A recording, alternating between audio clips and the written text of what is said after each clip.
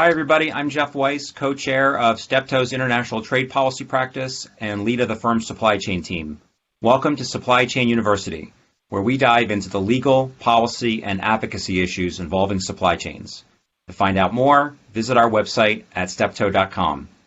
On this episode, we're talking about supply chain agility from one of the leaders in the field, Dan Krasenstein, Global Supply Chain Director for Procon Pacific. Dan, thanks so much for joining us. We're really excited to have you here on the program. Hi, Jeffrey. It's a pleasure to be here. And I should just let our viewers know that Dan and I met. We were both sitting on a panel at the Global Supply Chain Summit at the University of Southern California a couple of years ago, talking about trade and supply chain trends. And we realized that we were all the way out in Los Angeles, and we both had a connection to Margate City, New Jersey, which is where I grow up, and I guess your family has a house there. So of all the random things, incredible coincidence. Yeah, we bonded over Margate City, New Jersey. Absolutely. Yeah, Dan and I hate to steal your line, but Dan was saying earlier that Margate's known as the home of Lucy the elephant, and now it's apparently known for its producing folks that work on supply chain issues. So who knew? Who knew? Dan, can you tell us a little bit about your background and how you got into supply chain? I find it really interesting. Sure. Grew up, my father was a logistics guru before the word supply chain or the phrase supply chain even existed. He was with the railroads, B&O and C&O, later Chassis System, Western Maryland. Then they took over a couple other railroads and eventually became CSX Railroad. And he became the highest ranking executive of Jewish ethnicity in the history of the U.S. railroads, executive vice president of marketing. So interesting background, rail. He got CSX into trucking, helped set up the CMX trucking division. Later on, they had some export customers who needed warehouse work. So as a side business with CSX's permission, he actually set up some export warehouses where they would do palletization. They would build crates for a lot of U.S. export machinery going to the Middle East and elsewhere. And he had myself and my four siblings at various times and summers work as internships or free labor at his warehouses. So it gave us great exposure to supply chain from a very practical perspective, from handling a pallet gun, a nail gun, to driving forklifts to doing tallies off trucks. So from a young age, I was talking about 18, 19, I'd been in warehouses. I drove forklifts. I did tally sheets. I was able to understand how a warehouse worked and understand what was a domestic 18-wheeler. So that was fun exposure. And then throughout our childhood, we did a lot of global travel, mostly in Latin America. And it fascinated me. And my eyes were wide open. The first time we went to Costa Rica, El Salvador, and Mexico a couple of times, Puerto Rico. And I just was always fascinated by the term global or international. So as a undergrad at Miami University in Oxford, Ohio, whilst I studied marketing as a major, I had double minors in international business and Spanish. And I was all set, graduating from college in '85, when the economies in Latin America were a bit flat. And at that time, my father was invited by the PRC government to come to China as part of a Peoples to Peoples program to lecture on U.S. distribution system and double stack trains and all the sophistication of the U.S.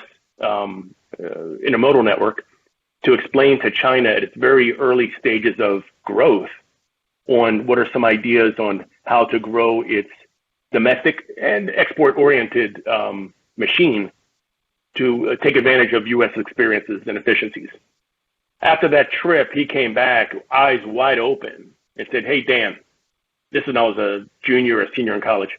You have a knack for languages. You've done it with your Spanish. I've seen the future, and it is China." Again, this is 40 years ago, 35, 40 years ago. He said, you should put your Latin future on hold for now. Nothing wrong with it. It plays later on in my career, but put that on hold for now. The economies in Latin America are not booming like China's about to. Get yourself, if you're willing to, take a chance, turn down these corporate opportunities you have after college. Take a chance before you get married, before you have kids and a mortgage and other obligations. Take a chance. you're the one of my 5 kids that I believe has the opportunity to explore the world. Like I kind of wish I would have as a child or in your age. Go for it. And I have some connections in Taiwan, my dad said, where they could look after you. Taiwan, Mandarin is the main language of business, the national language of Taiwan. Great safe place for you to go in 1985 to learn Mandarin to see if Asia might be in your future or not. So eventually I did take his advice. It was a tough decision for me as at the time, 19, 20-year-old. But I decided to take the chance and I moved to Taiwan, studied Mandarin intensely, taught English, and did whatever I do to survive over there. My first job was helping them to understand the nuances of these American written telexes. Anyway, from that, it grew, and I ended up helping out that freight forwarder a great deal. Wow, that's an amazing story. And now, of course, you're at Procon Pacific. And can you give us some background on the company and its operations and the products you manufacture and where your supply chains are located? Sure. In a very simplistic response, the product is called bulk bags. Technically, it's known as FIBC, Flexible Intermediate Bulk Containers. Mm-hmm. Essentially, it's industrial textiles. So imagine a product which looks like garments. It looks like clothing in the sense that it's fabric rolled in bolts, which is cut to size and manually sewn together. However, instead of cotton or other materials, it's actually made from polypropylene, a plastic derivative, which is extruded, woven, laminated, cut to size, sometimes imprinted, sewn together. And you've seen them probably in agricultural fields or chemical plants or on back of trucks. These are huge, typically white-colored bulk bags. They fit on the size of a pallet. They're 1 cubic meter in size. They have 4 loops at the top, and they have an inlet spout and an outlet spout.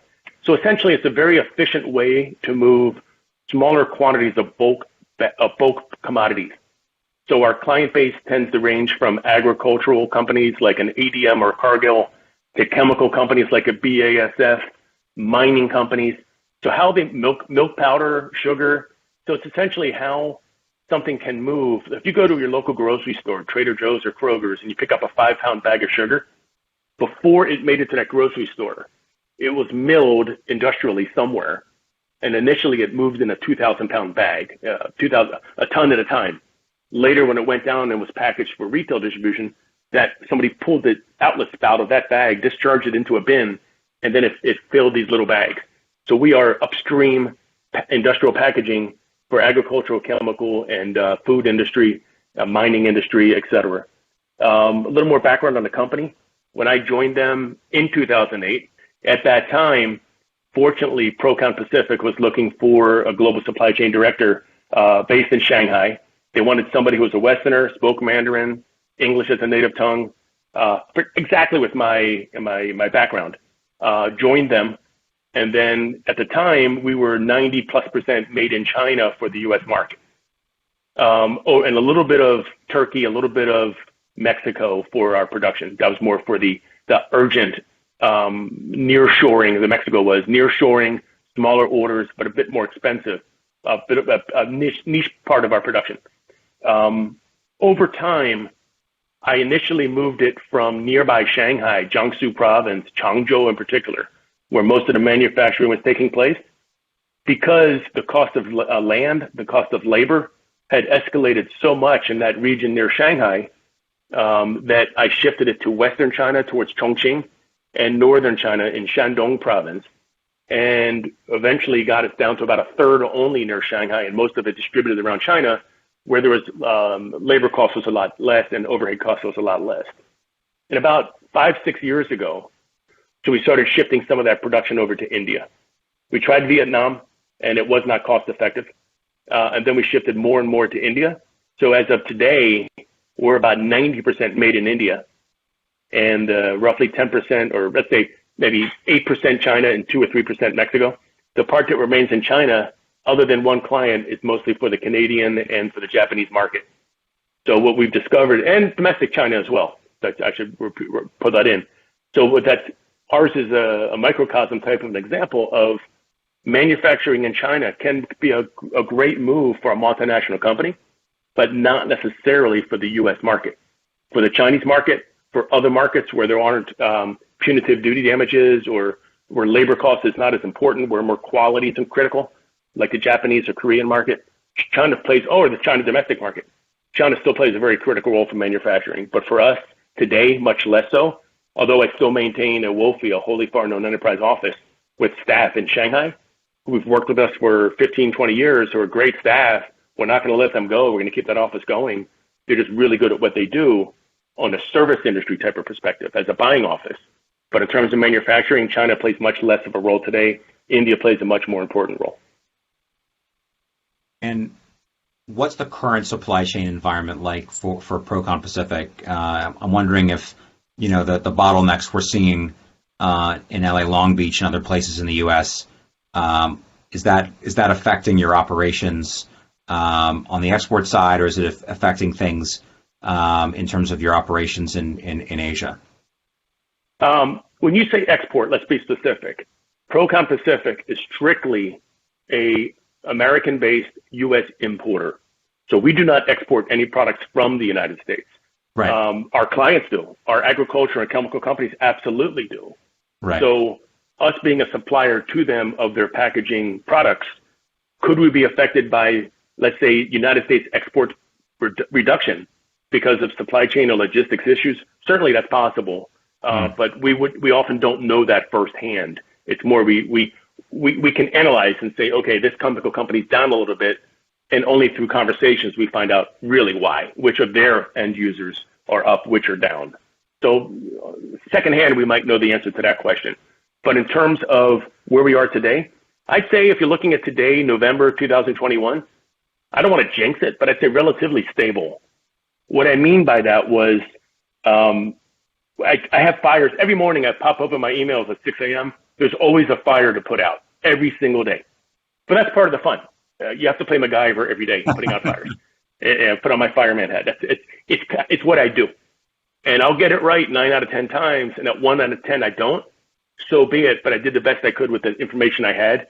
And I'll put my record up against anybody who's in our global supply chain, against my peers, to say I'm doing pretty darn well in a challenging environment. That said, the last year and a half has been challenging, would be a polite way to say it without using a bad word.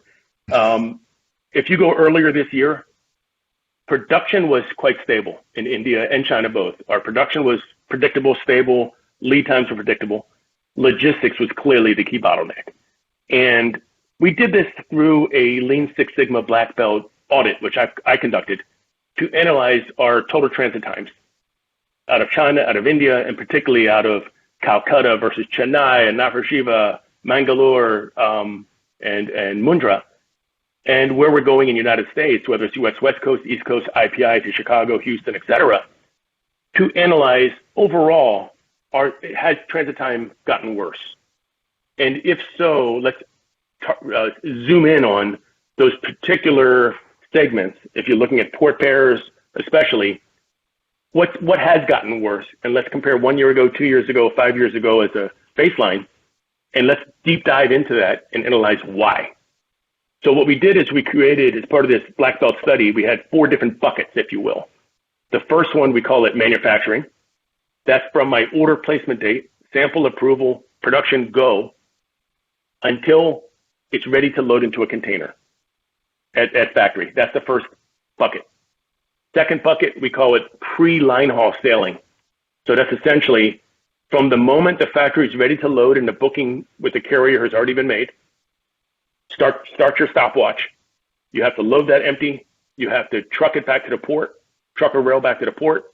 You have to get it on board that vessel, which might be a feeder vessel because you might have transshipments involved, until it gets to the final port where the line haul container ship is going to onboard that container. That's when that clock stops. We call that pre-sailing. Third bucket is line haul sailing, which is actually quite predictable. That's the last major port going to the first U.S. port, a final U.S. discharge port. And the fourth bucket is we call North America.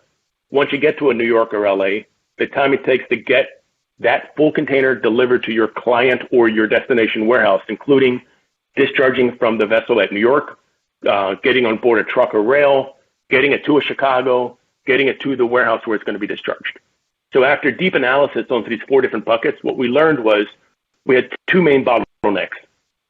It wasn't manufacturing, and it wasn't the line haul ship. It was the time it takes to get from the factory to the line haul ship, because there's a lot of transshipments involved, and the time it takes to get from a North America discharge port to destination because of congestion in New York and in LA or Savannah. So then we went further and further down this analysis and came to the conclusion that our number one origin headache was Calcutta, India. Why is that? I mean, Calcutta is way up in West Bengal, near Bangladesh. There is no line haul container ships which service that area. Everything must transship over primarily Colombo, Sri Lanka, or Singapore. And then once it got down there to a Colombo, it wasn't the top priority for the line haul services to get on board the ships. It wasn't the best paying cargo, especially when there were shortages of 40-foot high cubes, which is primarily what we use as an equipment type. And it wasn't the best paying cargo. They'd rather take somebody else's cargo. So as a result, we often sit in a Colombo for 2-3 weeks. And going back to Calcutta, it being a river port, it faced everything from fog to congestion. So often what would happen is you get your container to the port on time, but then often these feeder vessels just skip Calcutta port and you go straight to Bangladesh or handle other ports, intermediary ports to get it down to Colombo. So we realized, okay, Calcutta's a problem. On the other side, historically, out of China, we've been using U.S. West Coast as our discharge ports. It's just Pacific Ocean is the most logical way to move cargo from China to the U.S. Out of India, we reversed it. So we were going primarily through the Suez into the East Coast. So it's a big learning curve for us. We hadn't worked so much with the U.S. East Coast ports. And what we realized was New York was our key bottleneck. So we started shifting cargo down to Baltimore and Norfolk and Charleston where we could, especially for the Gulf. And it was actually not that bad getting to Chicago either. So that experience taught us how to get around some of those bottlenecks. But getting back to your question, what is the current supply chain environment? I went off on a tangent. Today, relatively stable. Earlier this year, we had all kind of logistics bottlenecks and costs went way up. Obviously, you've read about it in the news, whereas a typical 40-foot high cube was going for $3,000-ish previously on a Mundra to Chicago. Now you're looking at close to $14,000, $15,000. Not as bad as China to the U.S., where it's in the $20,000, $25,000 range, but certainly a 3 to 4 to 5 times multiple hurt our bottom line a little bit. If you go back even further, you go back to a year and a half ago, towards the beginning of the COVID crisis, the issues then in early and mid to 2020 were more production-based. That was more China shutting down for 2 to 3 months as it got COVID under control. And then it came online rather quickly, China being federally controlled. Beijing issues a mandate, shut down, and then open up again. It worked like clockwork. So by June, July of 2020, China was back online again. But because it wasn't cost efficient for our product, we were more India focused. They got hit by COVID shutdowns a bit later. So summer 2020 was a mess for us. I'm literally counting sewers, head count at every one of our suppliers in India on a daily or every couple of day basis. So we could help the factories understand some of the bottlenecks they were about to hit. And it really took until towards the end of 2020 until I didn't have to count sewers anymore, where production was no longer the issue, it was more logistics. So again, today is much more stable, more predictable. We understand the costs. But I'll jump forward to, I think, what's probably be one of your next questions is, well, what do you do about that? Right. With your, that was exactly logistics costs going through the roof. So working with our end users, you know, the large chemical and agricultural companies who are really good at forecasting, we do a lot of their fulfillment. So we'll bring in the bags into our own warehouses, and they don't need 6,000 bags every day. They might only need 300 or 400 bags or a few pallets per day. So we are the ones who are staging the bags, the industrial packaging for them at our nearby warehouses. We've encouraged them, and they've agreed, give us advanced purchase orders. Tell us what you're going to need 6 months down the road. Allow us to increase our safety stock, our inventory. Let us build up your inventory a little bit. What is that? Yeah, it's going to cost you. We're going to pass on that cost to you, but it's a heck of a lot better than you paying $20,000 on the spot market for a 40-foot container when you urgently need it, as opposed to giving us a lot of flexibility. We have 1, 2, 3, 4 weeks out where we have finished bags at origin India, ready to sail whenever we choose to let it go. But we want to wait until we get what's called the NAC rate, the nominated account discounted ocean freight rates, as opposed to the FAK, the freight all kind rates, which are much more expensive with premiums, often with premiums. So getting those lower ocean freight rates, which were calculated into the original calculation for the cost of the landed, duty paid, delivered of the product, allowed us to be much more predictable with our supply chain and basically take action to mitigate these logistics costs by increasing predictably our inventory costs, but less risky to our delays. Often what I've found, and I like to use this triangle as an example, that I call this a triangle type of analysis. That's something I learned in project management at USC, that you have a triangle has 3 different points, right? 3 different angles. One of them is cost, the other is time, and the other is quality or adherence to specification. You're never going to get it right in the middle as a perfect bullseye and satisfy all 3 at the same time. It's no such thing as a perfect world. So when you do have these challenges and these supply chain disruptions, somebody who knows the customer very, very well has to be able to communicate with them and say, we got some challenges. We all do, up and down the supply chain, upstream and downstream. Let's look at it as a team and say, what's our number one priority for this particular product at this particular time? Do you need inventory desperately? Are you anxious for product and timing is critical? And if need be, push comes to shove, you got to pay a little bit more. Is that critical on this order? Or is quality control and specification exact match? You know, it has to be 191 centimeters in height and it can't be 1 centimeter over. Is quality spec critical for you? Or is it strictly cost driven? What's your driver on this particular order? And allow us to work with you on an order by order basis to try to meet all 3. But if we really have to sacrifice one of those 3, which is the one can we go over cost if we need to and work with you on that? And that's really been our solution. A lot of it has been increasing a little bit of cost in inventory to get around these challenges. So with all of these factors, how do you know, for example, you know, and you mentioned that, you know, you've shifted your supply chain over time. How do you know when a supply chain shift may be warranted for your company? Yeah. First off, you got to watch your competition. And on our products, it's pretty easy to see because a bulk bag has a label on it. And it has to show country of origin, made in China, made in India, et cetera. So by knowing our customers very well and watching their supply chain and visiting their warehouses, we know our clients are not buying only from us. We wish they would, but they're not going to.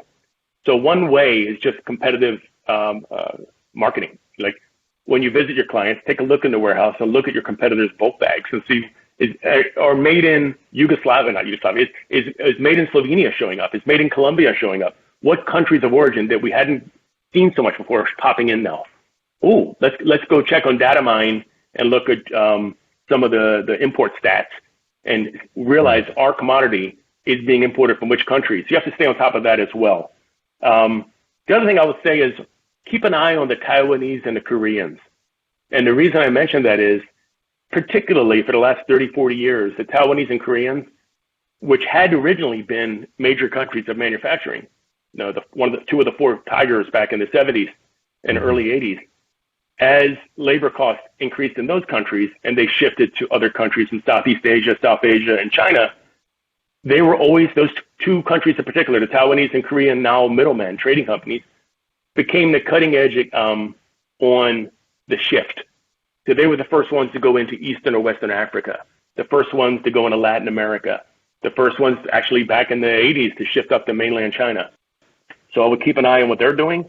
And just internally, where you're manufacturing today, keep an eye on your costs. So as your suppliers are feeling the stress of labor cost increases and overhead cost increases, ask them, what's going on? What's the origin of this? And if more than one supplier are telling you the same thing, that's a good hint your costs are about to go up. So where's next? And that's really the onus is on you to go figure out where that is. So I think it's cost driven. It's competitive market analysis. It's looking at the statistics and see what the Taiwanese and Koreans are up to and follow them. What about the challenges you've encountered when shifting your company's supply chains. I'd imagine that there are some legal challenges you face, but also some other cultural and other challenges you face. So I was wondering whether you could talk about that as well. Well, legal, not so much. There's some claims issues, which I can get into, but more on the cultural and language issues. It's very interesting. When we started manufacturing more and more in India, what I realized was, yes, English is the language of business of both countries, but we do have different standards in terms of what's considered acceptable. An example, you have a 100 centimeter tall bag. What is the industry standard of acceptable variance, tolerance? Do you allow a 2% or a 2 centimeter variance on a 100 centimeter bag? In China, the answer might be different from that of India. So it's very important early on to establish tolerances. Are you working metric system or imperial system? You also often don't have long-term relationships with the managing directors or owners of the suppliers, whereas in China, I've been working with the same suppliers for 15, 20 years. We have those relationships. I would often go into a factory in Shandong province where I've known the owner for 10 plus years. I would literally go into the office, drink tea for 2 hours, chatting about business, chatting each other's families, without even stepping 1 foot in the factory, just to work on that relationship. Because that's more important sometimes than finding some errors within a factory. You have to do that as well, but those relationships come back in a big way when you encounter challenges and you need joint solutions. In India, if you're new to India, for example, or Vietnam or wherever else you're talking about, you need to build those relationships. And you can't assume from day one that the value of your purchase orders is so much that they're going to bend over whenever you need something done. That's not necessarily the case. It's still relationship building. So one thing I definitely believe in is the reputation of the ugly American buyer. I have all the purchase orders. You must do what I say. Only will get you so far, and typically will only hook you up with the worst kind of suppliers. It's way better to look at the relationship of a buyer and a supplier as a partnership. And less important is what's written in the contract. More important is the relationship. So the issue of supply chain shift often comes down to the newness factor. You're dealing with a new supplier. Well, you're also a new customer. So if you don't clearly state what your expectations are and they fail to meet it, you own half of that fault. So communicating clearly, building relationships is critical. I would also say you have to do your homework on the logistics side. Just as we learned, India manufacturing for the U.S. market is more reliant on the Suez and the Atlantic Ocean, whereas China was more reliant on the Pacific Ocean, the U.S. West Coast. Well, the onus was on us to learn that, to make sure our existing freight forwarders or other freight forwarders or carriers had that logistics capability, that our customs house broker and our truckers in the U.S. were well equipped on the U.S. East Coast, that we had familiarity with it. So the onus was really on us. And the other aspect of dealing in a new country on a supply chain shift is order expediting and quality control to make sure you have either your own staff or extremely reliable third-party agents who are going to look after it for you with boots on the ground. There's only so much you can do from a Zoom call, WhatsApp, WeChat, video calls. You have to physically be there. And especially during this time of COVID, where I was not always able to travel back to Asia for the last 18 months, fortunately, I do have those relationships in place who are all over it. We have our own staff in Delhi. We have our own staff in Shanghai. So between our own staff and working with extremely reliable QC parties, doing independent audits on every single load, uploading it within the same day onto a accessible website with photographs and measurements, it gave me a stronger sense of confidence that I could trust, but I would always verify. And we would verify, and challenge. And we're able to do that. So those are challenges you face when you go to a new country, and that challenge is this is aspirated during times of COVID. One last question, just in terms of general principles, if you're designing your supply chain, what are some of the high-level principles that companies should consider? And I'm hoping you could talk a little bit about agility, right? Which is the main area of discussion, and also diversification. Yeah, so let's talk about agility. When I explain to people agility, the best example I can give is what my high school football coach used to say. And the football coach analogy was actually applicable to basketball, lacrosse, or any sport. Is get into that crouch position, knees bent, ready to go left, right, backwards, forwards. Your feet are pumping. You don't know which way the ball or the player is going to go. So you have to react, and you have to be able to react 360, any direction at any time. So get yourself ready to react. Global supply chain, in a similar sense, remaining agile, is a propensity to action. So being prepared, and essentially it's almost like running war games, business war games on a regular basis, a crisis management practice. What if scenarios? So on a regular basis, having key operations staff working with marketing staff, with the CEO, CFO, and CEO and the leadership of your company, walking through some key expectations of what will be the next challenge. Because one thing I've learned from this COVID-19 crisis, there will be more and more crises coming our way. Yeah. Either caused by climate change, caused by currency crises, caused by pandemics, natural disasters, wars.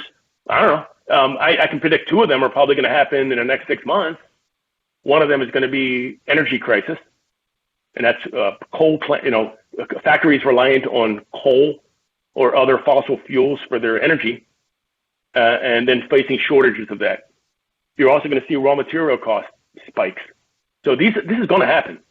So what are you going to do about it? What's your reaction to that?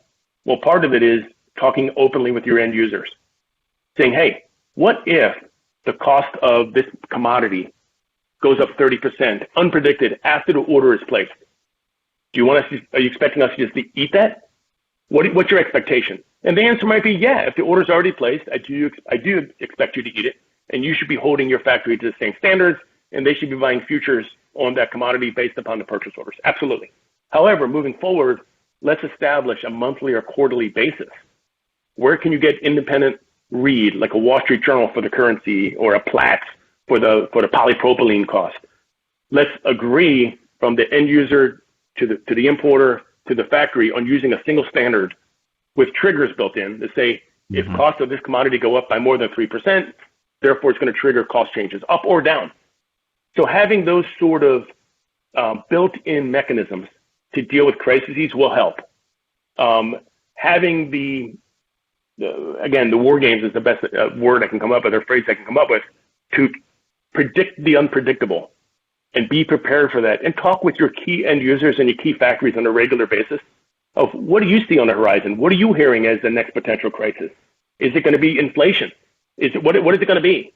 Is it going to be sudden demand changes, perhaps caused by inflation, which suddenly your safety stock becomes excess inventory? Well, what do we do about that? Who owns that error when you're sitting on too much inventory and demand goes way down? So I think it's very important to have open communication up and down the supply chain, upstream, downstream, to talk about scenarios, to work with the other parties, to say, how will we solve this problem, instead of just, it's your fault or my fault and who owns it. Let's work it as a team, especially when it's in a scenario stage. I think you find the other players will be more cooperative and understand where you're coming from. It's not under stress or pressure. It's under preventing stress and pressure that you want to talk about it now before it happens. And right. I think most players would love that. They would appreciate it and take it as an education learning curve for themselves. Wow. Well, thanks so much, Dan, for coming on. Really appreciate it and hearing your insights on these issues. You really have an incredible amount of knowledge in this area, which is especially pertinent given everything that's happening in supply chain these days. And looking forward to further discussions with you on these topics. Really appreciate it. Thank you, Jeff. I enjoyed it. And that's it for this edition of Supply Chain University. You can find this and all of our videos at steptoe.com. You can also find us on YouTube, where you can like and subscribe. Thanks, everyone, for joining us, and we'll see you next time.